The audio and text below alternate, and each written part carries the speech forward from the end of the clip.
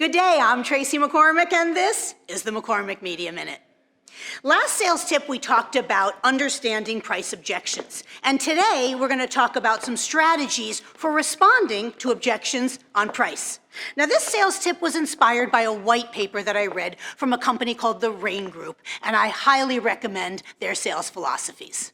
It's perfectly natural to want to reduce your price when you get a price objection from a buyer. After all, you initially went in high anyway, knowing the buyer was going to ask you to lower your price. But not every dance has to take the same steps. If you've got strong value and you've proven that value, you shouldn't have to go to your lowest price to get an order. Here are some strategies for keeping your margins high and getting a price higher than what you may even deserve. Number one, choose your words wisely. There shouldn't be any glib responses like, well, you get what you pay for, when you get a price objection that suggests your competition is lower. Number two, it's not always about money.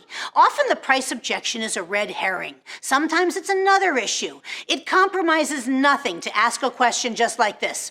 If price weren't an issue, what then? You may uncover another issue or the real issue. Number three, get back to value. You have to communicate a clear picture of your value again and again to get away from the discussion on price. If a buyer sees your value proposition as too good to pass up, they're going to find the money. Number four, ask, which part don't you want?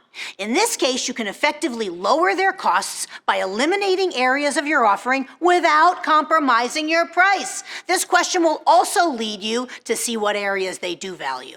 Number five, don't drop price in a vacuum.